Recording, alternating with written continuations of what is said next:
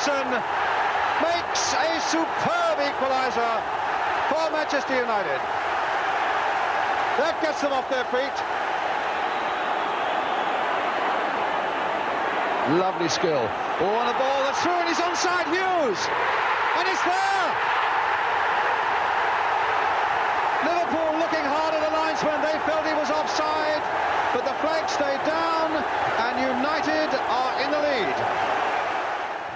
Ron Atkinson had been in the driving seat for nearly 4 years. The second FA Cup final was just around the corner. The club had its status back. Manchester United were a headline act again at home and abroad. They were box office. You feel a certain sense of sympathy for people. People you don't know will say that they've seen every game of the season and haven't got a ticket.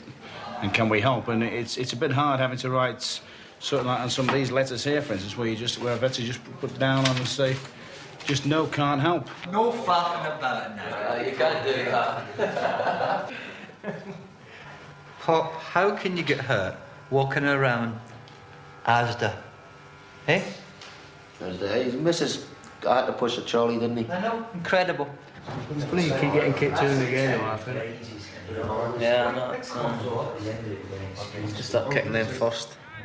Atkinson had decorated the squad with star names and star treatment. If only Ron himself had been just a bit younger. Have 14 out there. Bloody even numbers again. He's only going to get a game by the look of it this morning.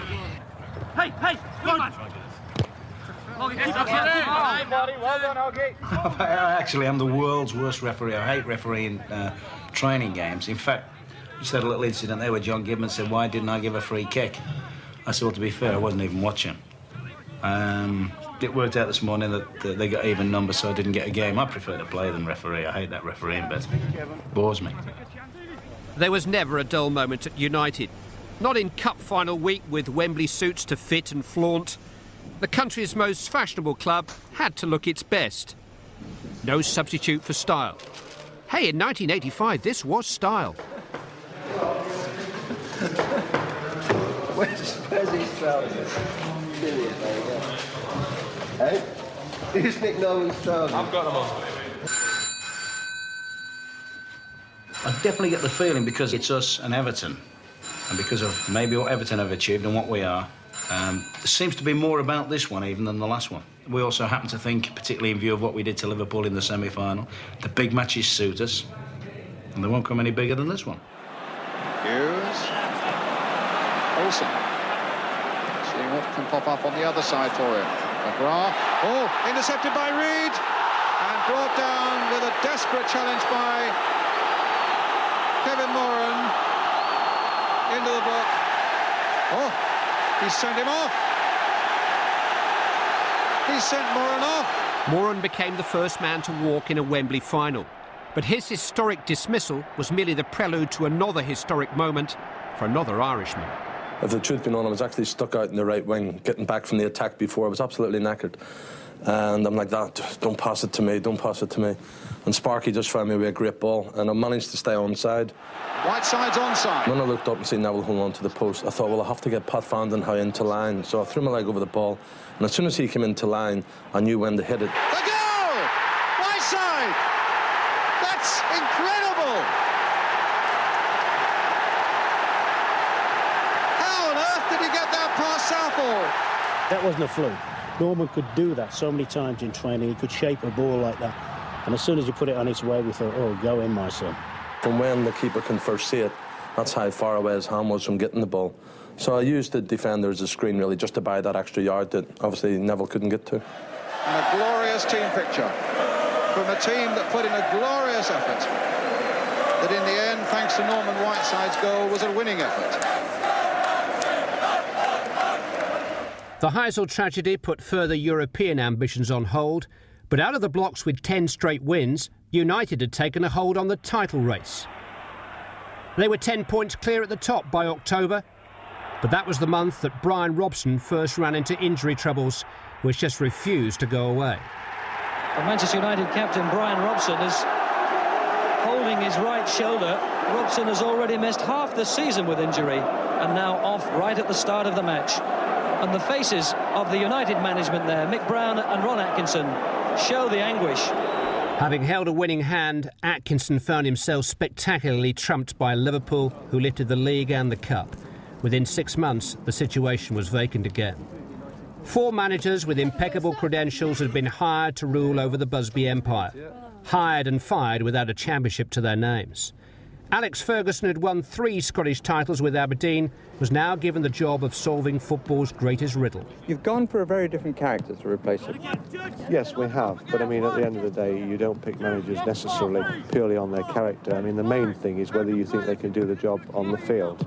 And we feel that with Alex Ferguson's record in Scotland, when you think he's won 10 trophies in 8 years, he has won the Cup Winners' Cup, his record speaks for itself. I would regard it as a compliment. I'd probably look at it and say I don't know of any other bloke in the game that could replace me except Alec.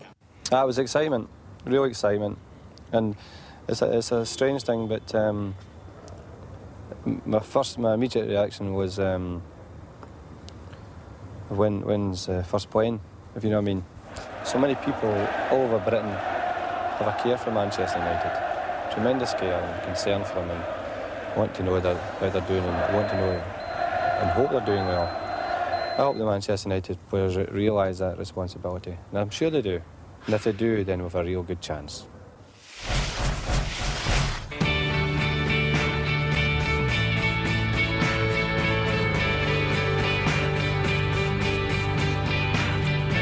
I kept saying there must be a simple reason why they haven't won the league. No vanity, but you say, well, how could this enormous giant not have won the league? Because that's all I could think about. Whereas Ron Atkinson had applied shock treatment with an instant cash outlay on new faces, Alex Ferguson didn't make a single signing for more than 6 months. 11th place was United's worst finish since the relegation year of -- Well, Alex was always determined to do it in his own way. You give everybody like a month, 2 months or so to get to know them, and then he'd made his mind up and he knew which players he was going to release from the club. And he had a good idea of a few players that he wanted to bring in. I said to myself, well, I've got to build my own team. I've got to bring in players that are going to be hungry and accept a few challenges. And that was what we did. Lots of shouting went off in the early days, I tend to remember. I remember going to Hartlepool in a pre-season game, and I think we were 5-1 down at half-time. Well, there was pots and pans and things thrown at walls, and we were going, what is this, you know? We weren't used to this sort of thing. Here goes Robson. Goal! Skimmed beyond Sutton. Robson. Finding Olsen. That's a good measured cross. Met by McLeod. Hughes, that's a great turn. Mark Hughes. Foundations had been laid, but then previous managers had laid those. By 1989, Manchester United was seeking not only success, but the wherewithal to pay for it. Michael Knighton became the club's first player chairman after buying a majority shareholding. It was just before before we had to rebuild the Stretford End. United hadn't got the money in the bank at the time to build the Stretford End, and the only reason that I considered the Michael Knighton offer was that part of the deal was that he would build the Stretford End. But of course what happened there is that Michael Knighton had other backers, and over the next few months the backers withdrew and Michael was left on his own. The board more or less told him that, you know, because circumstances had changed, that really we didn't want the deal to go ahead. Once that fell through, then clearly we never wanted to get into a situation like that where that could happen again with an individual buyer. So that probably steered us towards the flotation route.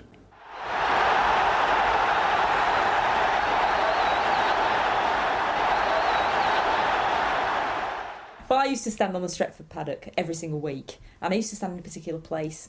One particular day he came along to see a friend, and he remained standing there. We got to know each other over a period of weeks, and then one particular night, a particularly noisy night game, we were playing West Bromwich Albion, we beat them 2-0, he asked me out. What do you say?